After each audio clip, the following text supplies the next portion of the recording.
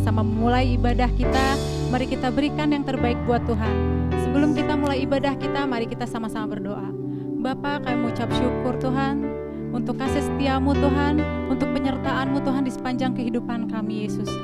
Kami mau percaya juga Tuhan bahwa Engkau hadir di tempat ini Tuhan bersama-sama dengan kami Yesus. Mari Yesus urapi kami Tuhan agar kami boleh memberikan yang terbaik buat Engkau. Karena kami percaya Tuhan, setiap kami memberikan yang terbaik buat Engkau, kami boleh merasakan setiap berkat yang datangnya daripada Engkau. Terima kasih Yesus, kami siap memuji Engkau. Haleluya, amin.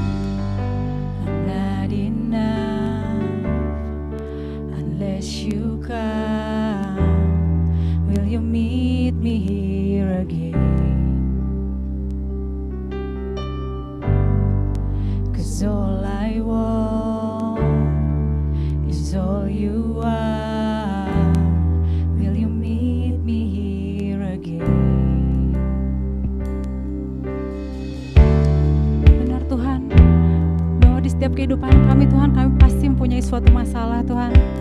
Tapi kami percaya Tuhan bahwa hadir-Mu selalu di tempat kami Tuhan. As I walk down through the valley, let your love rise above every fear, like the sun shaping the shadow.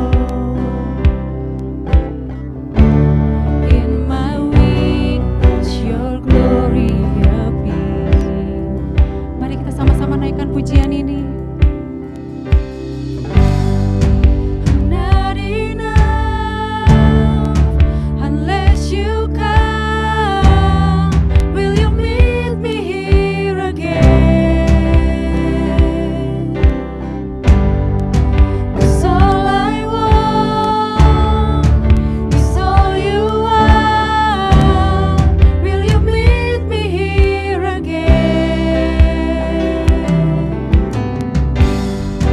me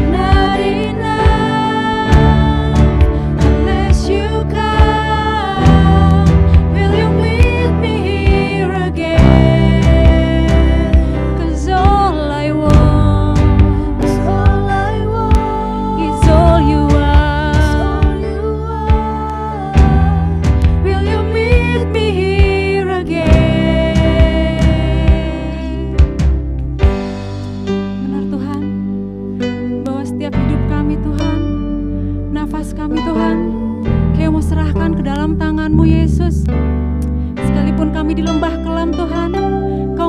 Tinggalkan kami Tuhan. Yes Lord, thank you Jesus, we worship you Lord.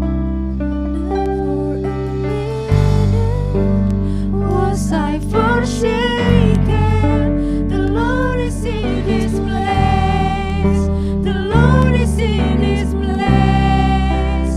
Come Holy Spirit, bones awaken.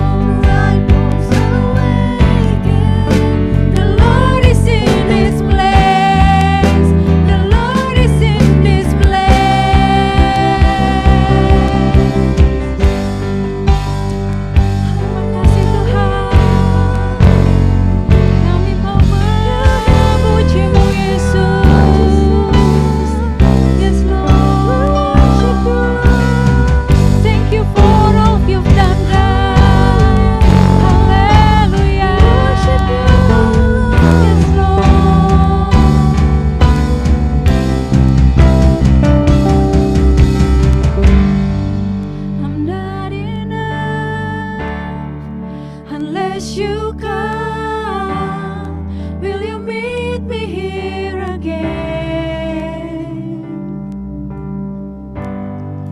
'Cause all I want is all you are. Will you meet me here again?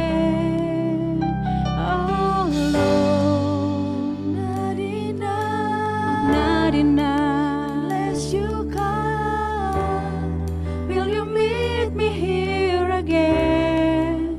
'Cause all I want, 'cause all I want is all you are, is all you are. Will you meet me here again?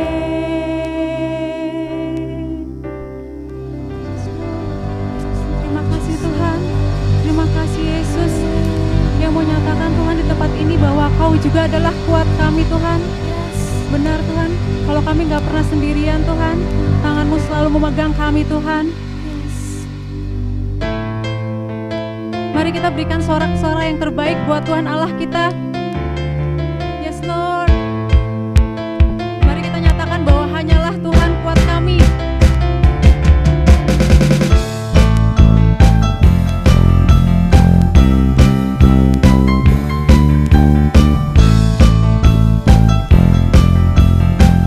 Mari kita naikkan pujian ini bersama-sama.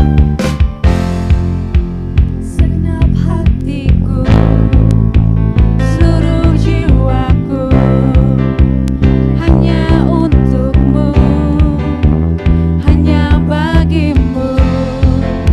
Ku angkat tanganku, bernyanyi bagimu.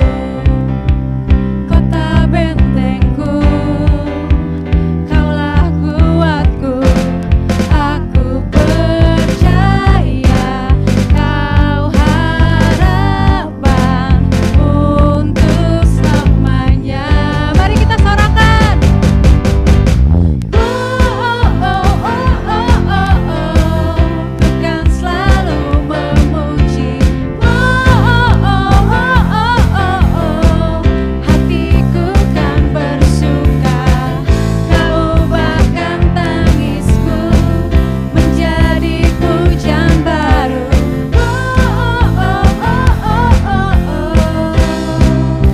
Kaulah kuatku. Amin. Mari kita bersorak lagi buat Tuhan Allah kita. Yes Lord.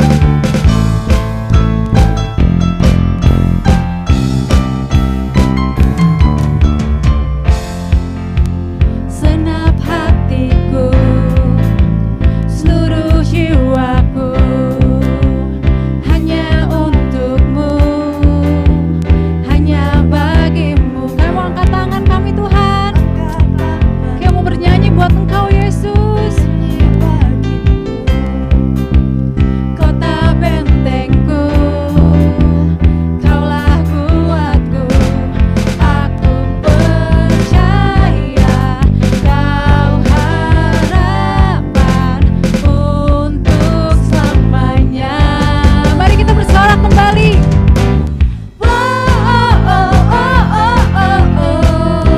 Kan selalu memuji.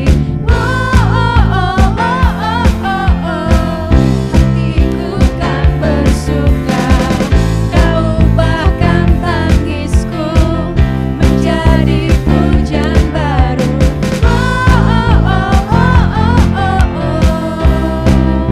Kaulah kuatku.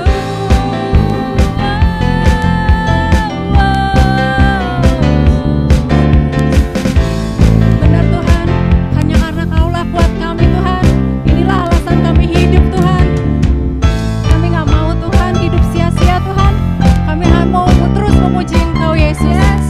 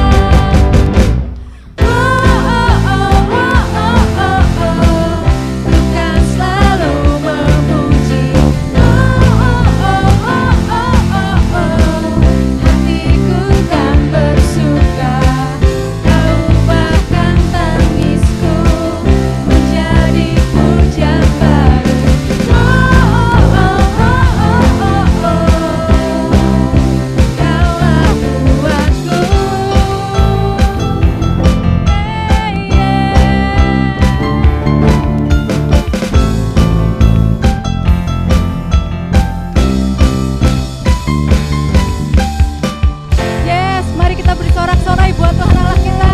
Thank you Jesus. Thank you Lord. Yes Lord. Thank you Jesus. Tuhan, bahwa hanya ada satu nama Tuhan, satu nama yang menyelamatkan kami Yesus, satu nama yang menyucikan kami Tuhan, nama Yesus Kristus Tuhan. Hanya Kau yang layak kami puji Yesus. Alam semesta melukiskan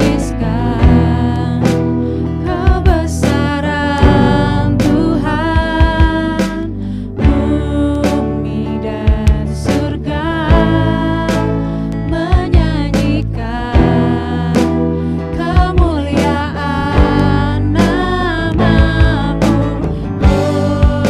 Hosana,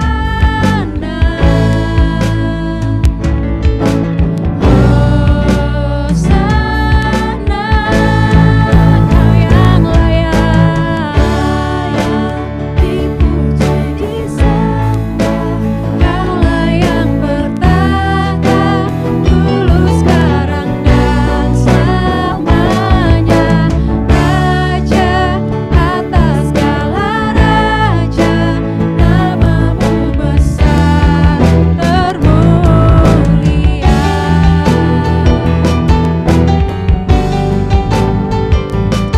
Oh Jesus, alam semesta tunduk pada Engkau Yesus. Alam semesta melukiskan kebesaran bumi dan surga menyanyikan kemuliaan nama-Mu. Hosana, Hosana Tuhan, Kau yang layak dipuji disembah, Kaulah yang bertahta dulu sekarang dan selamanya, Raja atas segala raja, nama-Mu besar termulia.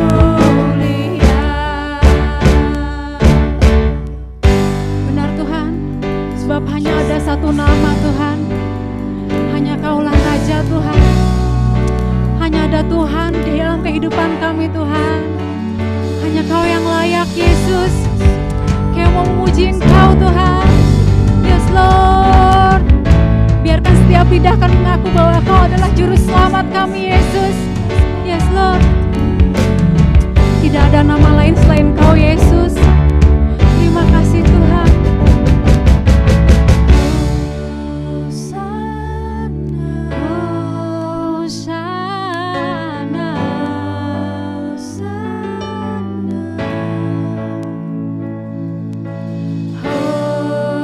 Hosana, Hosana, layak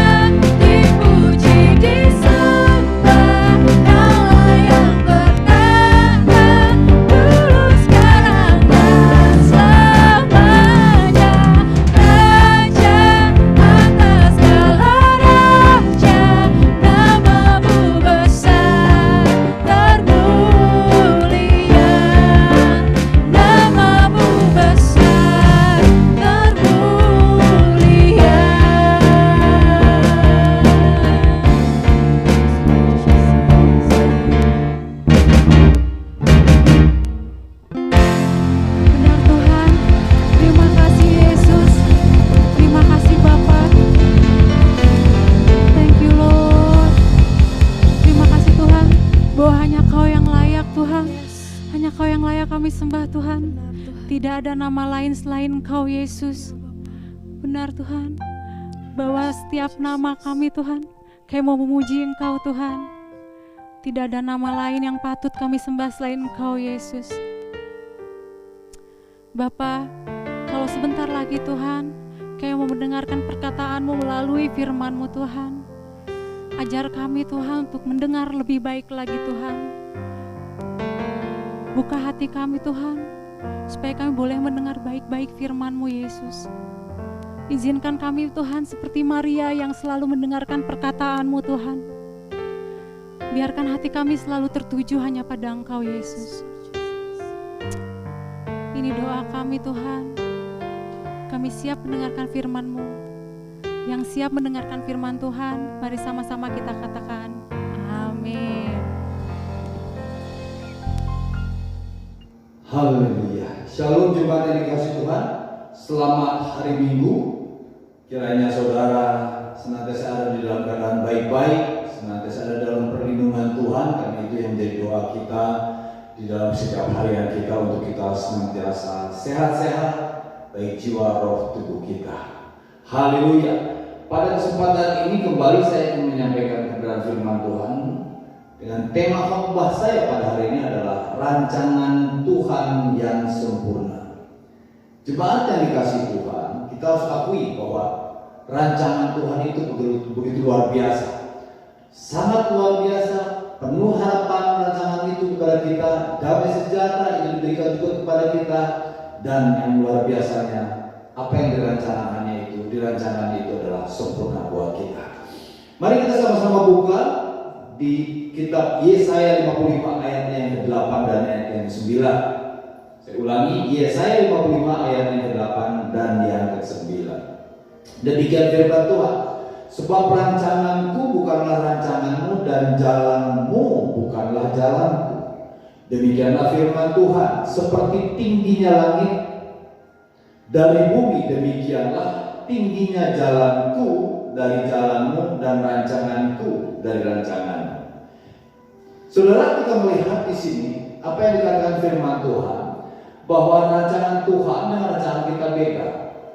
Tapi apakah boleh kita membuat rencana? Bolehkah kita mengambil jalan-jalan kita sendiri? Tentu saja, saudara, kalau kita melihat di sini, kita sangat terbatas kemampuannya dan Tuhan tahu. Untuk itu, Dia ingin kita supaya dan saya supaya mengikuti rancangannya, masuk di dalam rancangannya, masuk di dalam cara-cara Dia bekerja, sehingga seperti tema yang saya sampaikan pada hari ini, rancangan Tuhan itu sempurna terjadi dalam kehidupan kita, saudara dan saya. Nah, saudara, Tuhan tidak mau kita keluar dari rancangannya, karena saudara, sekalipun masa depan kita penuh harapan yang seperti yang dijanjikan Tuhan, dan janji itu pasti terjadi dalam kehidupan kita. Tapi saudara, terkadang kehidupan itu tidak berjalan mulus, bahkan mungkin tidak terkendali, kacau, dan sangat tidak berpihak kepada kita. Semua tiba-tiba menjadi sulit. Dan pada saat itulah saudara, di dalam kondisi itulah, apa yang kita lakukan? Apa yang kita perbuat? Setahun nih, kita sudah setahun lebih menghadapi COVID ini. Apakah ada, saudara, cara-cara kita yang kita paksakan untuk menentukan jalan hidup kita, atau kita tetap berserah kepada Tuhan? Apakah di dalam kondisi ini kita mau dengar-dengaran apa yang diperintahkan Tuhan dan kita mentaatinya, atau kita mengambil jalannya sendiri-sendiri, saudara? Saudara, kita sudah berdoa juga mungkin selama setahun ini, tapi seolah-olah saudara, apa yang kita harapkan, apa yang kita kayaknya tidak dijawab Tuhan. Apakah Tuhan ini tidak ada? Apakah Tuhan ini tidak berpihak kepada saya? Apakah Tuhan ini tidak adil? Betulkah Dia benar-benar ada? Betulkah Dia betul-betul memperhatikan kita? Jemaat yang dikasihi Tuhan, Tuhan tetap ada. Dia tetap ada di surga. Dia tetap memperhatikan kehidupan kita. Ingat Mazmur 11 dikatakan demikian. Ketika dasar-dasar dihancurkan, apakah yang diperbuat oleh yang dapat diperbuat oleh orang benar itu? Dikatakan Tuhan tetap di surga. Dia tetap mengendalikan kehidupan kita, dan Dia tetap tetap berpihak kepada kita. Nah saudara, bagi orang, kalau tadi saya sampaikan masa depan kita penuh harapan, tapi hidup kok kadang-kadang tiba-tiba berubah, hancur, terlihat sulit, tidak berpihak kepada kita saudara. Tapi bagi orang-orang yang mengenal Tuhan, dia pasti memahami cara Tuhan bekerja. Orang-orang yang mengenal Tuhan, saudara, yang dekat dengan Tuhan, di dalam kondisi yang sulit, di dalam kondisi yang mungkin tidak berpihak kepada dia, orang itu menjadikan kesempatan kondisi itu untuk dia semakin dekat kepada Tuhan. Mendekat kepada Tuhan, mencari kekuatan dari Tuhan, menanti-nantikan Tuhan sampai Tuhan bekerja memulihkan kondisi itu. Nah untuk itu saudara, saya ingin mengajak melalui tema rancangan Tuhan yang sempurna ini, saya ingin mengajak kita untuk yuk kita mengambil bagian di dalam rancangan Tuhan. Dengan cara apa? Salah satunya untuk kita bisa memahami di dalam kondisi yang tiba-tiba berubah, tidak berpihak kepada kita, dengan cara memahami bagaimana sih caranya Tuhan bekerja, bagaimana sih cara-caranya Tuhan membawa kita dalam rancangan Tuhan untuk supaya rancangan yang penuh harapan itu terjadi dalam kehidupan kita. Ini penting untuk kita pahami saudara. Dan untuk memahami semua itu, untuk kita bisa mengenali jalan Tuhan, mengenali caranya Tuhan, mengenali rancangan Tuhan yang sempurna, supaya di dalam kondisi apapun kita tetap teguh, kita tetap berharap, kita tetap percaya kepada Tuhan, yaitu dengan ketaatan untuk melakukan firman Tuhan. Bisakah kita mentaati firman Tuhan? Sementara saudara, Tuhan, saudara, caranya dia bekerja tidak sama seperti bagaimana Tuhan bekerja di dalam kehidupan kita kemarin, di masa lampau, di mana dia memberikan keberhasilan, di mana dia melindungi kita, di mana dia mengajari kita langkah-langkahnya. Tidak sama seperti sekarang ini dan yang akan datang. Kenapa demikian saudara? Tuhan ingin kalau dia melakukannya berulang-ulang dengan hal yang sama, kita sudah tahu, dan kita tidak mungkin akan bergantung kepada dia dan untuk berharap lagi kepada dia. Nah bukan iseng Tuhan, karena Tuhan sangat merindukan kehidupan kita untuk senantiasa diberkati oleh Tuhan. Tuhan ingin supaya kehidupan kita semakin bertumbuh, semakin mengasihi Dia. Untuk itu Tuhan izinkan segala sesuatu terjadi. Nah di dalam kondisi yang memang berubah-ubah cara Tuhan bekerja, saudara, perintah Tuhan yang kadang-kadang juga mungkin tidak masuk akal kita. Nah saudara, Musa mengatakan begini, bahwa firman Tuhan itu tidak terlalu suka. Kita buka di Ulangan 30 ayat 11 sampai 14. Saya akan singkat saja saudara. Di ayat yang 11 dikatakan begini, Ulangan 30. Firman Tuhan itu tidak terlalu suka dan tidak terlalu jauh. Firman Tuhan itu tidak terlalu suka dan tidak terlalu jauh. Ayat yang 11. Dan selanjutnya saudara di ayat 11 sampai 14 ini dikatakan di bagian yang terakhir dikatakan, Ia sangat dekat kepadamu. Jadi firman Tuhan itu sangat dekat kepada kita, yakni di dalam mulutmu dan di dalam hatimu untuk dilakukan. Saya ingin memulainya dengan perintah Tuhan, firman Tuhan, cara Tuhan bekerja mengajarkan kita tidak terlalu suka. Firman Tuhan ini tidak terlalu jauh, artinya mudah dipahami. Nah, saudara, kalau kita mendengar firman Tuhan, betulkah tidak terlalu suka? Betulkah firman Tuhan itu mudah dipahami? Saya sangat percaya. Kenapa? Karena Tuhan, saudara, Dia yang menerjemahkan itu dalam kehidupan kita. Untuk itulah Dia tinggal di dalam kita, untuk mengajar kita, untuk membimbing kita supaya kita klop sepakat dengan firman. Saya ingin memulai bahwa perintah Tuhan itu sederhana, tidak terlalu suka, tetapi saudara, hasilnya luar biasa. Mengapa saudara hasilnya luar biasa? Kalau kita buka di Yesaya 55 tadi ayat 89, ayatnya yang ke-11 dikatakan begini saudara, demikianlah firman-Ku, perintah Tuhan yang keluar dari mulutku, Ia tidak akan kembali dengan sia-sia, tetapi Ia akan melaksanakan apa yang Ku kehendaki, kata Tuhan, dan akan berhasil dalam apa yang Kusuruhkan kepadanya. Jadi ketika Tuhan mengeluarkan perintahnya, Tuhan menyampaikan firman-Nya kepada kita, saudara dan saya, saudara, dikatakan bahwa janji firman Tuhan, kalau Tuhan mengatakan bahwa masa depanmu penuh harapan, itu pasti terjadi, itu pasti digenapi. Bahwa Tuhan akan menjawab doa-doa kita, itu pasti digenapi. Bahwa Tuhan akan melindungi kita, itu pasti digenapi. Bahwa Tuhan akan menjaga kita, keluar masuk kita dari rumah kita, Tuhan akan menggenapinya. Semua janji Tuhan yang ada di dalam firman Tuhan yang kita miliki ini pasti akan terjadi di dalam kehidupan kita. Kenapa? Karena ketika firman itu keluar, janji itu keluar, Tuhan akan memerintahkan supaya itu digenapi di dalam kehidupan kita, saudara dan saya. Jadi saudara, kalau kita melihat ini, bahwa firman Tuhan itu tidak terlalu sukar, karena saudara, perintah Tuhan yang keluar itu, Tuhan bukan hanya ngomong saja, tapi Dia akan bekerja supaya terjadi di dalam kehidupan kita.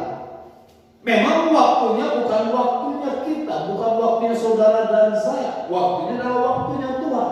Tapi saudara-saudara harus pahami, saudara, bahwa saudara, firman Tuhan atau janji Tuhan pasti terjadi. Amin, saudara. Nah, untuk itu kita harus sepakat dulu dengan firman Tuhan. Kadang-kadang saudara, kita mendengarkan firman Tuhan, kita langsung berpikir dulu, firman Tuhan ini sudah jadi dulu telah dinyatakan di dalam Alkitab ini pada Tuhan, dan itu akan terus terjadi di dalam setiap kehidupan orang-orang yang percaya. Untuk kita harus berani untuk mengaminkannya. Sekalipun saudara, ketika kita diajak mengaminkan firman oleh hamba Tuhan, kita harus dengan sungguh-sungguh mengaminkannya. Nah, kadang-kadang kita saudara, ketika amin saudara-saudara, kata hamba Tuhan, kita hanya menjawabnya dengan asal-asalan. Atau kita menganggap, saya nggak mau latah. Atau kalau kita mengikuti saudara, mengiyakan, atau ya ketika hamba Tuhan menantang kita untuk mengaminkan firman Tuhan, kita hanya sekedar saja, tanpa dengan iman, tanpa dengan kekuatan roh kita. Yes, amin. Saudara, terlihatnya memang sepertinya latah, sepertinya diajari sama Bapak untuk amin. Tidak. Ketika kita mengaminkan firman Tuhan, kita itu sedang sepakat dengan firman Tuhan. Kita sedang sepakat dengan apa yang dikatakan Tuhan. Ketika kita mengaminkan, Tuhan akan bekerja. Saudara, perintah Tuhan itu sederhana. Walaupun saudara, kadang-kadang mungkin perintah Tuhan itu yang sederhana itu tidak masuk di akal kita. Ingat, tidak masuk di akal kita. Nah, kita tahu bahwa akal kita, kemampuan kita berpikir kan sangat terbatas. Bayangkan keutuhan kita 100% cara berpikir kita hanya mampu dipakai oleh kita berapa persen? 10% mungkin ke bawah. Jadi dengan untuk kita memahami Tuhan yang maha luar biasa, yang dikatakan firman Tuhan Yesaya 55 ayat 8 dan 9 dikatakan, rancangan Tuhan atau rencana Tuhan di dalam kehidupan kita seperti tingginya langit dan bumi. Bedanya rancangan kita dan rancangan Tuhan, cara berpikir Tuhan dan cara berpikir kita, bedanya langit dan bumi. Tidak terbatas menurut saya. Kalau dikatakan bumi, mana ujungnya, dikatakan barat, mana langit, mana ujungnya, kita tidak mengerti. Tidak terbatas. Nah saudara, memang perintah Tuhan kerap tidak masuk akal. Contohnya, ketika Petrus yang disuruh membawa perahunya ke tempat yang lebih dalam, baru dia mendapatkan jalannya untuk menangkap ikan. Petrus sudah semalaman mencari ikan dan tidak mendapat apa-apa.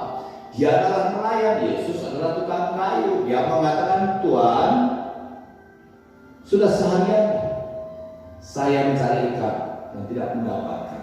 Saya ini nelayan. Menurut dia tidak masuk akal. Puji Tuhan, saudara, dia memiliki kerendahan hati untuk mengakui bahwa dirinya itu sangat terbatas, sehingga dia mengatakan, tapi karena Engkau yang mengatakannya, aku akan melakukannya. Dan apa yang terjadi ketika dia tebarkan jala, menghasilkan ikan yang begitu banyak.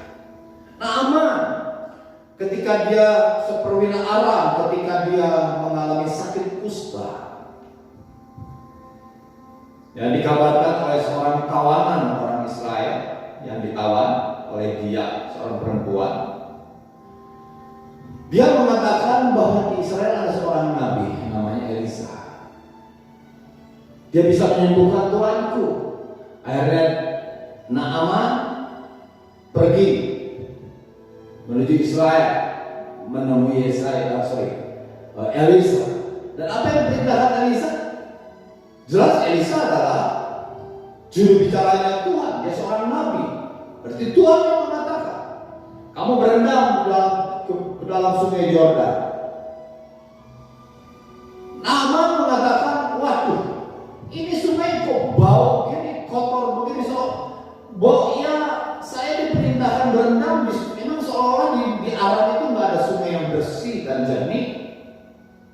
Kalau hanya berendam saja tanpa didoakan, ditumpangin tangan, buat apa saya jauh-jauh ke sini? Untung saja Naaman mengikuti atau menuruti apa yang dikatakan oleh prajuritnya. Sudah lakukan saja Tuhan apa yang dikatakan abdi Allah itu, hamba Allah itu. Saya percaya bahwa kamu pasti sembuh. Akhirnya ya Naaman dengan memiliki kerenahan, dia seorang perwira, pasti bajunya kebesarannya dia pakai, dia berendam di sungai yang bau, di sungai yang kotor, dan dia mengalami kesembuhan. Perintah Tuhan yang tidak masuk akal ketika dia menyembuhkan seorang lumpuh. Apa yang dikatakan Yesus? Bangkitlah dan angkatlah tilammu. Jemaat yang dikasihi Tuhan, dia jelas dia sakit lumpuh orang ini. Tentu dia tidak memiliki kemampuan untuk menegak atau untuk berdiri tegak di atas kakinya, karena kakinya yang lumpuh, tidak bisa berdiri. Demikian juga dengan orang lumpuh ini, dia mentaati apa yang dikatakan Tuhan, sekalipun tidak masuk akal. Dia mungkin di dalam hatinya, karena Engkau yang mengatakan, aku akan berdiri. Nah, bisakah kita, saudara, mentaati firman Tuhan yang saudara tidak masuk akal? Bisakah kita mengikuti cara-caranya Tuhan yang tidak masuk akal?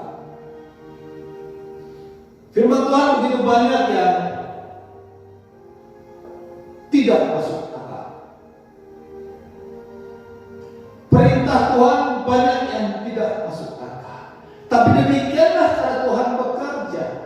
Tuhan mengatakan, saudara, kepada murid-muridnya bahwa dia berdoa setelah dia berseru kepada Tuhan, terpujilah Tuhan kalau Engkau menyembunyikan kepada orang bijak dan pandai, tetapi dinyatakan bagi orang percaya. Saudara, di sini Tuhan mengatakan demikian, saudara, karena memang, saudara, hal tentang kerajaan Allah tidak bisa dipahami, dimengerti perintah Tuhan itu dengan kekuatan akal kita. Tidak bisa dipahami dengan pengalaman kita, dengan latar belakang pendidikan kita. Kenapa? Apa tujuannya? Saudara, salah satu tujuannya dikatakan begini di ayat 1 Korintus 27 dan 29. Tetapi apa yang bodoh bagi dunia dipilih Allah untuk memalukan orang-orang yang beriman. Jadi, saudara, Tuhan memakai orang-orang bodoh supaya orang-orang yang merasa dirinya pintar itu malu. Karena ternyata orang bodoh itu bisa melakukan. Dan apa yang lemah bagi dunia dipilih Allah untuk memalukan apa yang kuat. Selanjutnya di ayatnya yang ke-29, supaya jangan ada seorang pun yang memegahkan diri di hadapan Allah. Saudara, di sini semua diputarbalikkan oleh Tuhan. Ketika ada orang yang menganggap dirinya mampu, ketika ada orang yang menganggap dirinya kuat, menganggap dirinya kaya, pokoknya dia bisa melakukan segala sesuatu Tuhan akan mempermalukan dia. Untuk itu saudara, untuk kita bisa memahami jalan-jalannya Tuhan, caranya Tuhan bekerja, sehingga kita ngerti di dalam kondisi apapun kita tahu bahwa rancangan Tuhan itu sempurna. Rencana Tuhan buat kita saudara dan saya itu sempurna. Saudara, kita harus mengakui bahwa kita tidak sepintar diri kita. Kita harus mengakui ketidakpintaran kita. Kita harus mengakui saudara kekuatan kita, kemampuan kita. Kita harus akui sangat kita ini tidak mampu. Kita harus akui kelemahan kita. Jadi saudara, untuk kita bisa mendapatkan, mengerti, memahami cara Tuhan bekerja, mengerti bahwa rancangan Tuhan itu sempurna, kita harus akui kelemahan kita. Ketika kita memahami kelemahan kita, ketika kita memahami bahwa kita itu tidak kuat, kita bisa mengalami mujizat. Kita bisa melihat bagaimana Allah bekerja. Dan kita akan semakin bertumbuh di dalam pengenalan firman Tuhan. Sekali lagi seperti tadi yang saya katakan, bahwa Allah itu saudara tidak selalu sama cara bekerjanya. Kita tidak bisa mengikuti cara bekerja Tuhan yang lampau dengan yang sekarang kita terapkan dalam permasalahan kehidupan kita. Amin. Jemaat yang dikasihi Tuhan, katakan amin dengan sungguh-sungguh. Saudara, karena dia Allah itu adalah Allah Alfa Omega, yang awal dan yang akhir. Dia memiliki catatan tentang kita, dan dia telah rancangan itu buat kita saudara dan saya, dan tidak akan pernah meleset. Dia adalah Allah yang Maha Tahu. Dia tahu apa yang akan terjadi dalam kehidupan kita. Dia adalah Allah yang Maha Kuasa. Dia tak terpahami, tapi kita bisa memahaminya ketika kita saudara menanggalkan, mengakui kelemahan kita, sehingga Tuhan akan dengan bebas bekerja. Ketika kita tidak mengakui kelemahan kita, Tuhan akan mengizinkan untuk kita bekerja sendiri, saudara. Jemaat yang dikasihi Tuhan, selanjutnya setelah kita mengakui kelemahan kita, kita harus mentaati firman Tuhan. Firman Tuhan itu dikatakan tadi di Ulangan 30, enggak sukar, enggak sulit, tidak jauh, dia ada di dalam kita, tapi untuk dilakukan. Nah saudara, bagian kita ini adalah setelah kita mendengarkan firman Tuhan yang tidak jauh dan tidak sukar, kita tak itu ditaati. Nah beda kita memahami firman Tuhan dengan melakukannya. Karena kita juga memahami saudara firman Tuhan, tapi tanpa kerendahan hati, akan mengalami kesulitan untuk kita melakukannya. Untuk itu saudara, terjadilah mujizat terhadap Petrus, terjadi mujizat terhadap Naaman, terjadi mujizat terhadap orang yang lumpuh tadi saudara. Jadi kita harus mentaati firman Tuhan apapun yang diperintahkannya itu. Sekalipun terlihat bodoh, sekalipun mungkin tidak masuk akal, saudara, bahkan ketika kita sama sekali tidak memahaminya, apa maksud firman Tuhan. Tapi ketika firman Tuhan disampaikan, ketika Tuhan mengajak kita untuk melakukan dengan caranya, lakukan saja, taati saja. Memang ada konsekuensi untuk taat atau syarat daripada ketaatan. Yang pertama adalah kita harus rendah hati. Seperti tadi Petrus tidak mau menganggap bahwa pengalamannya, profesinya sebagai nelayan itu menjadi suatu kebanggaan. Yang dia katakan, karena engkau yang mengatakan, aku Amerika, aku setuju. Saudara, saat Tuhan bekerja, kita lihat bagaimana bangsa Israel 40 tahun di padang gurun, dia sudah punya pengalaman yang begitu keras di padang gurun, bahkan pernah menghadapi peperangan, saudara. Ketika mau masuk untuk merebut Jericho yang telah dijanjikan Tuhan, tanah Kanaan, tapi mereka harus melewati Jericho, kota yang berbenteng begitu tebal dan tinggi, saudara. Tuhan membawa masuk mereka ke tanah sana untuk merebut kota Jericho pertama itu sebagai pintu masuk ke dalam kota Kanaan, saudara, ke tanah Kanaan. Tidak mengajarkan bangsa Israel dengan strategi mereka. Nah, yang Tuhan ajarkan kamu harus mengelilingi tembok itu 7 kali. Senyap 6 hari berturut-turut. Hari terakhir tiup sangkakala dan berteriak sekeras-kerasnya. Saudara, tidak masuk akal. Menurut akal kita, saudara, ketika kita berteriak, saudara, apakah mampu merubuhkan tembok itu? Ketika kita mengelilingi itu, apakah tembok itu jadi pusing? Mungkin kita akan berpikir demikian, tapi lain dengan pikiran Tuhan. Tingginya dikatakan seperti tingginya langit dari bumi, demikianlah tingginya jalanku dan jalanmu, dan rancangan daripada rancanganku. Bedanya begitu jauh sekali dan tidak akan pernah kita bisa menjangkau. Itulah cara Tuhan bekerja. Kembali lagi seperti tadi yang dikatakan di 1 Korintus 1 ayat 29, supaya jangan ada orang yang memegahkan diri, jangan menyombongkan dengan apa yang kita miliki. Nah, orang sombong akan mengalami kesulitan untuk memahami Tuhan. Saudara, bangsa Israel akhirnya mentaati, sehingga benteng Jeriko yang konon katanya tebalnya berapa 3 meter atau lebih, saudara, tebalnya itu bisa roboh. Jelas ada kekuatan Tuhan ketika bangsa Israel itu berteriak, ketika bangsa Israel itu mengelilingi tembok itu. Ketaatan itu membutuhkan kerendahan hati. Ketaatan itu membutuhkan keberanian untuk melakukannya. Karena ada resikonya. Resikonya kita kadang-kadang berpikir bagaimana kalau tidak terjadi. Mungkin saya akan mati, mungkin saya akan bangkrut. Mungkin dan mungkin semua yang keluar dari pikiran kita adalah hal yang negatif. Tapi kita harus lawan dengan iman. Kita harus berani untuk mentaati firman Tuhan. Kita harus berani. Petrus, dia tahu bahwa Tuhan itu adalah Mesias, anak Allah yang Maha Tinggi. Dia tahu kalau dia bisa berjalan di atas air, Yesus bisa berjalan di atas karena dia adalah Allah yang anak Allah yang Maha Tinggi. Tapi dia ingin mengalaminya.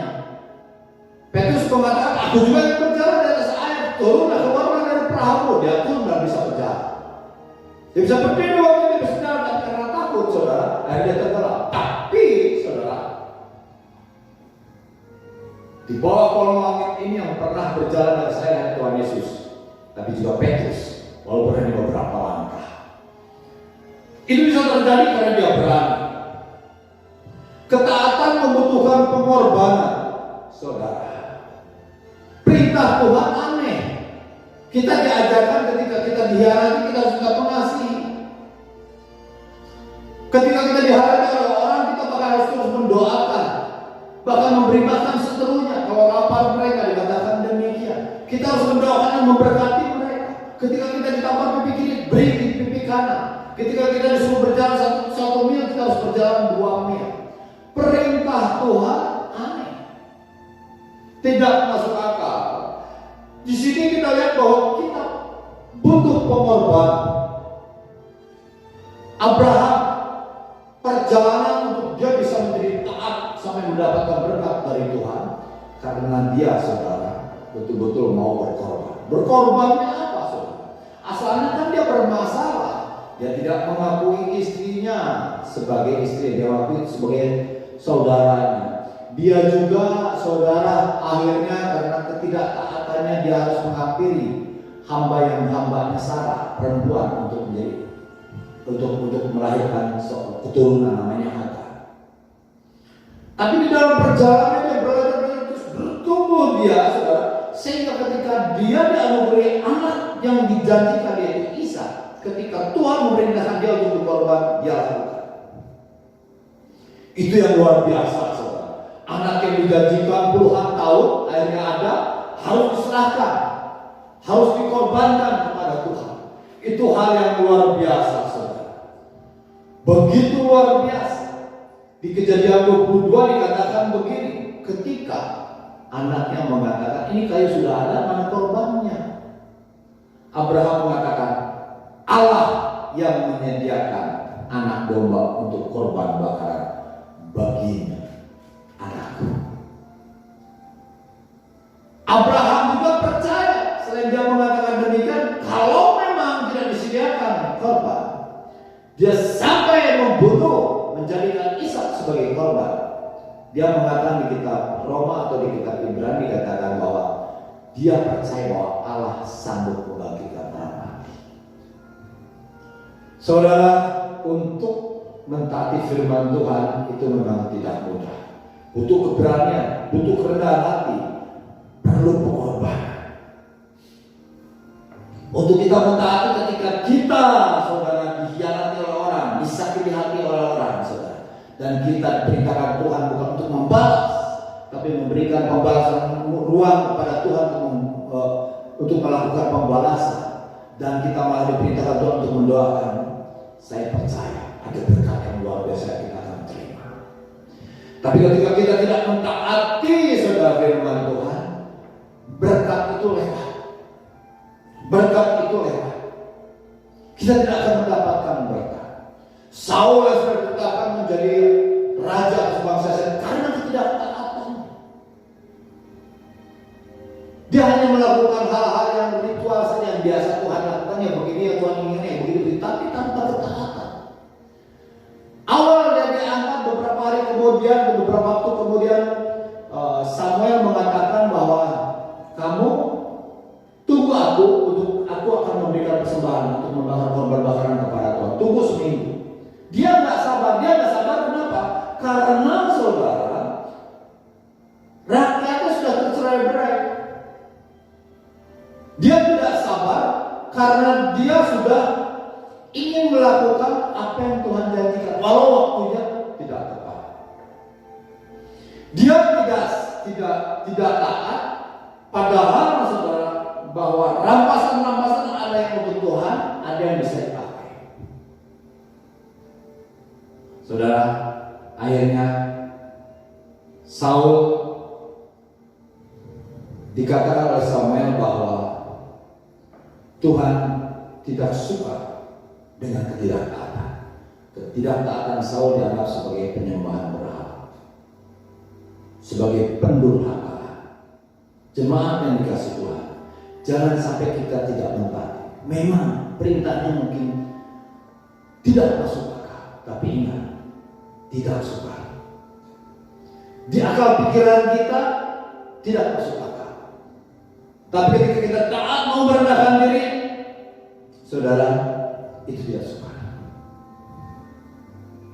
Perintahnya kadang-kadang tidak masuk akal, tidak logis, tetapi ketika kita merendahkan diri, ketika kita mau bertobat, saudara, kita akan mendapatkan berkat yang luar biasa. Amin, jemaat yang dikasih Tuhan. Kita jangan sampai berpikir seperti Amsal 14 ayat 12 dikatakan begini, ada jalan yang bisa orang lurus tapi ujungnya menuju maut. Ketika pikiran kita bekerja mengandalkan kekuatan kita, ya begini, ya begitu, dan sangat masuk akal, saudara, ini sesuai dengan pengalaman saya masa lalu, ini sesuai dengan apa yang saya lihat, ini sesuai dengan apa yang orang katakan, dan kita ikuti. Kelihatannya lurus tapi ujungnya menuju maut. Saudara, ada satu kisah yang luar biasa ketika seorang hamba Tuhan namanya Sadhu Sundar Singh, hamba Tuhan di abad-abad pertama, abad 20, saudara, di awal abad 20. Saudara, Sadhu Sundar Singh berasal dari India.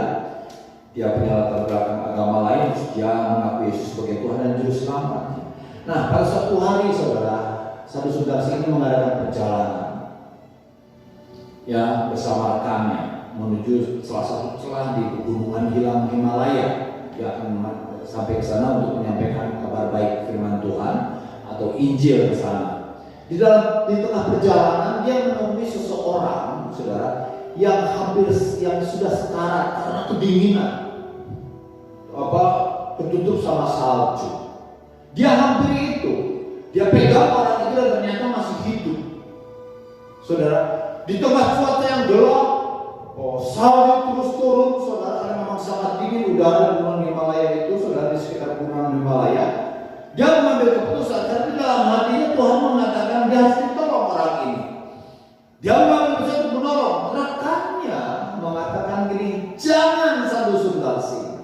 kita sudah kelelahan, kita tidak bisa lagi mengangkat seseorang untuk ditolong, itu akan menambah beban kita dengan cuaca, dengan perjalanan yang ekstrim begini, ini akan membahayakan kita juga. Sadhu Sundar Singh tidak mengikuti apa yang disarankan oleh temannya. Dia mengikuti apa yang kata-kata yang ada di dalam hati nuraninya, dan dia percaya itu adalah perintah Tuhan. Dia mentaati sekalipun mungkin saudara sangat tidak masuk akal untuk dia selamat setelah kondisi yang sangat ekstrim ini. Dia merendahkan hati, dia mau berkorban. Yang jelas saya harus mentaati apa yang Tuhan katakan kepada saya. Nah, dia panggil orang itu, saudara. Selama di perjalanan, panas tubuh daripada Sadhu Sundar Singh ini, saudara, mentransfer, dirasakan oleh orang yang sekarang ini, yang sedang dipanggil karena kedinginan ini, saudara. Akhirnya orang ini sadar. Dia diturunkan oleh Sadhu Sundar Singh, dan mereka langsung mengadakan perjalanan seterusnya, melanjutkan perjalanannya. Mereka berjalan dengan bergandengan tangan di tengah cuaca yang ekstrim dinginnya, sehingga kehangatan tubuh masing-masing itu, saudara, saling menghangatkan. Nah, terus mereka berjalan ke tujuan Sadhu Sundar Singh. Di tengah jalan kembali dia menemukan temannya Sadhu Sundar Singh yang pertama itu. Tetapi lain ceritanya dengan orang yang ditemukan di tengah jalan oleh Sadhu Sundar Singh pertama. Teman perjalanan dari awal didapati dia sudah mati karena kedinginan. Jemaat yang dikasihi Tuhan, dari kisah ini kita melihat Sadhu Sundar Singh mentaati, walaupun ada risiko ketika dia mentaati adalah mungkin dia juga mati.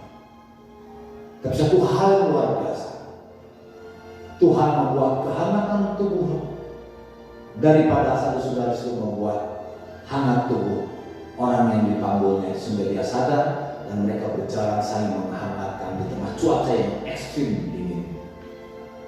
Jemaat yang dikasihi Tuhan, mari kita kenali jalan dan rancangan Tuhan. Bagaimana caranya? Keluaran 33 ayat 13a dikatakan oleh Musa. Keluaran 33 ayat 13a, saudara, karena begitu beragamnya, begitu beratnya perjalanan yang dilalui di padang gurun, begitu beratnya tugas dia di dalam memimpin bangsa Israel yang sering kali memberontak. Dia mengatakan begini kepada Tuhan, maka sekarang jika aku kiranya mendapat kasih karunia di hadapanmu, beritahukanlah kiranya jalanmu kepadaku, sehingga aku mengenal Engkau. Musa mengatakan, kalau aku memang mendapatkan kasih karunia daripada Engkau Tuhan, bukakan jalan, beritahukan jalan kepadaku, beritahukan cara aku melakukannya. Saudara, hanya oleh anugerah saja, saudara, kita bisa mendapatkan pengajaran, kita bisa mendapatkan cara kita mengikut Tuhan, cara kita mengerjakan atau hidup sesuai dengan kehendak Tuhan. Sehingga pemazmur mengatakan di Mazmur 103 ayat 7, kepada bangsa Israel Tuhan menunjukkan karya-karyanya, pekerjaannya, mujizatnya. Tapi kepada Musa bukan hanya pekerjaannya, tapi caranya, jalannya. Kenapa? Karena Musa bertanya, karena Musa minta. Kita diingatkan dengan apa yang dikatakan di dalam Yakobus 1 ayat 5. Jika kita nggak mengerti cara Tuhan, jika kita tidak mengerti kok hidup kok begini, minta hikmat kepada Tuhan. Minta hikmat kepada Dia. Dia adalah hikmat, dan Dia sangat senang sekali ketika kita minta. Jadi bagaimana caranya? Cari, ketuk, minta kepada Tuhan. Saudara, kita cenderung di dalam menghadapi setiap permasalahan di dalam kehidupan kita, di dalam menjalani kehidupan kita, cenderung pakai perasaan kita atau pikiran kita. Sehingga kerap kali kita memutuskan hal itu dengan tidak benar sesuai dengan firman Tuhan, sesuai dengan kehendak Tuhan. Seperti tadi saya katakan di Amsal 14 dikatakan bahwa ada jalan yang satu orang lurus, tapi ujungnya menuju maut. Tadi saya sudah sampaikan bahwa kemampuan kita untuk berpikir itu sangat terbatas untuk memahami firman Tuhan. Jadi saudara, kita harus mencari jejak-jejaknya. Seperti Yesaya katakan di Yesaya 26, jejak orang benar itu lurus, sebab Tuhan yang merintis jalan yang lurus kepadanya. Saudara, jejak Tuhan itu lurus. Kalau lurus di sini jelas bukan satu titik A ditarik lurus ke satu titik B. Tidak demikian. Lurus itu artinya benar sesuai dengan kehendak Tuhan. Untuk itu, untuk kita bisa mencari tahu jejak Tuhan yang lurus itu, yang benar itu, yang sesuai dengan kehendak Tuhan, sehingga Tuhan menyediakan berkat-berkat yang buat kita dalam setiap jejak-jejak yang kita langkahi. Saudara, yang kita ikuti ini, saudara, kita harus minta kepadanya. Cari dan ketuk. Semua itu ada di dalam firman Tuhan. Walaupun firman Tuhan itu terlihat sulit, tapi ketika kita merendahkan diri, kata Musa, tidak terlalu sukar. Tapi selanjutnya, kalau memang kita sudah mendapatkan karena kerendahan kita, berani mentaati, walaupun harus ada pengorbanan, mau mentaati walaupun kita harus butuh kerendahan hati untuk menerima firman Tuhan dengan rela itu, saudara. Maka saudara, hal luar biasa akan terjadi dalam kehidupan kita. Kita harus minta untuk kita bisa mengenali jalannya. Kita harus mengerti juga, saudara, selain minta, kita harus mengerti, memahami, saudara, prinsip kerja Allah. Satu hal yang saya sampaikan tentang prinsip kerja Allah, apa yang kita lakukan, semuanya hanya untuk memuliakan Tuhan. Nah, ini masalah tentang ego. Kita sering meminta, berharap, atau mengikuti jalan Tuhan, atau di dalam kehidupan kita itu hanya dengan ego saja. Ini harus kita tanggalkan untuk kita bisa memahami cara Tuhan bekerja. Kita harus tanggalkan, kita harus salibkan, kita harus menyerahkan diri kita sepenuhnya kepada Tuhan. Jangan hanya menginginkan keinginan-keinginan dewa atau keinginan sendiri saja, saudara. Ego manusia itu begitu kuat. Nah, ego ini, kedagingan ini seringkali menghalangi kita untuk memahami cara Tuhan, untuk memahami rancangan Tuhan yang sempurna buat kita. Sehingga saudara, ketika kita menyangkal diri kita, menyalibkan daging kita, saudara, terbuka pikiran kita, kita mudah memahami rancangan Tuhan. Kita mengerti rancangan Tuhan, dan Tuhan senang kepada kita memahami. Saudara, minta, cari dan ketuk hikmat Tuhan untuk kita bisa memahami cara Tuhan bekerja, rancangan Tuhan yang sempurna itu. Minta, cari, dan ketuk. Amin, saudara. Selanjutnya, pahami prinsip kerja Allah. Prinsip kerja Allah, Dia akan bekerja dalam kita, menunjukkan cara-caranya bekerja ketika kita melakukan segala sesuatu hanya untuk memuliakan Tuhan. Apa yang terjadi dalam kehidupan kita hanya untuk memuliakan Tuhan. Untuk itu, saudara, seperti Alkitab katakan di Efesus 1 ayat 17, dan meminta kepada Allah Tuhan kita Yesus Kristus, yaitu Bapa yang mulia, supaya Ia memberikan kepadamu roh hikmat dan wahyu untuk mengenal Dia dengan benar. Kita harus mengenal Dia dengan benar, maka kita akan memahami cara kerja Allah, maka kita akan memahami rancangan Tuhan. Bagaimana caranya kita mengenal Dia? Minta roh hikmat dan wahyu. Berarti saudara, di sini ada pewahyuan, ada kata firman Tuhan, firman Tuhan yang disingkapkan. Ingat saudara, firman Tuhan menurut pikiran kita sulit, tapi kata Musa tidak terlalu sukar. Asal kita mentaati untuk melakukannya, maka firman itu akan terjadi. Sebab saudara, firman yang keluar dari mulut Tuhan tidak akan pernah kembali dengan sia-sia. Jadi saudara, kita harus mengenal cara Tuhan, yaitu kita harus mengenal siapa Bapa kita, siapa Tuhan kita. Amin, jemaat yang dikasihi Tuhan. Saya sangat mengenal istri saya, demikian sebaliknya istri saya juga sangat mengenal saya. Saudara, saya tahu bagaimana caranya istri saya bekerja. Apa yang dilakukannya saya tahu, demikian juga istri saya tahu apa yang dilakukan saya.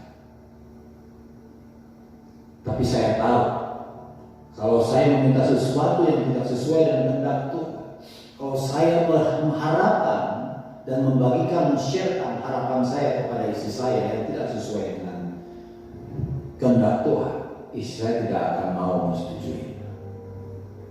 Istri saya akan mengingatkan saya itu tidak benar. Demikian juga sebaliknya, istri saya tidak mungkin meminta hal yang aneh kepada saya, yang salah, yang tidak sesuai dengan kehendak Tuhan. Jemaat yang dikasihi Tuhan, kenapa istri saya mengetahui? Kenapa saya mengetahui apa yang benar, apa yang sesuai dengan kehendak Tuhan menurut istri saya, atau sebaliknya? Karena saya sangat mengenal istri saya. Demikian juga istri saya sangat mengenal saya. Kalau kita mengenal Tuhan, apa yang kita minta, apa yang kita cari, apa yang kita lakukan, karena saya mengenal Tuhan, saya akan melakukan apa yang sesuai dengan kehendak-Nya. Ketaatan untuk mengikuti jalan dan caranya Tuhan pasti menghasilkan berkat, kepuasan hidup, kedamaian, dan ketenangan. Banyak orang, saudara, tidak hidup di dalam berkat-berkat yang disediakan Tuhan karena mereka tidak taat, karena mereka tidak mau tahu cara Tuhan bekerja, karena mereka tidak mau melakukan suatu hubungan yang akrab, yang dekat dengan Tuhan, karena mereka tidak mau mendekat kepada Tuhan, karena mereka hanya mau melihat perbuatan-perbuatan Tuhan, hanya ingin menerima berkatnya saja, tapi tidak mau mentaati cara Tuhan bekerja, tidak mau mentaati firman Tuhan. Ketidaktaatan itu, saudara, itu adalah pendurhakaan kata Samuel kepada Saul.